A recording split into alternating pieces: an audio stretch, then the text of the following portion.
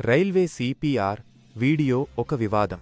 భారతీయ రైల్వేలు తమ social media పేజీలో పోస్ట్ చేసిన ఒక వీడియో ప్రస్తుతం వివాదానికి కేంద్రంగా ఉంది. ఈ వీడియోలో ఒక టీటీఈ స్పృహలో ఉన్నట్లు కనిపించే ఒక ప్రయాణికుడికి సిపిఆర్ చేస్తున్న దృశ్యం ఉంది.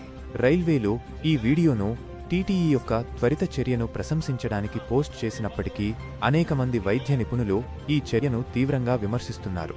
వైద్య నిపుణుల అభిప్రాయం ప్రకారం స్పృహలో ఉన్న ఒక వ్యక్తికి సిపిఆర్ చేయడం పనికిరానిది మాత్రమే కాకుండా అతనికి హాని కలిగించే అవకాశం కూడా ఉంది.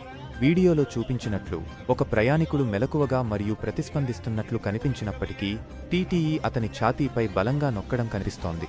ఈ చర్య పక్కటెముకలు విరిగిపోవడానికి మరియు అంతర్గత గాయాలకు కారణం కావచ్చు. ముఖ్యంగా అది సరిగ్గా మా కంటెంట్ను ఇష్టపడితే దయచేసి మా ఛానల్ను సబ్స్క్రైబ్ చేయండి. మీ మద్దతు మాకు చాలా ప్రోత్సాహకం.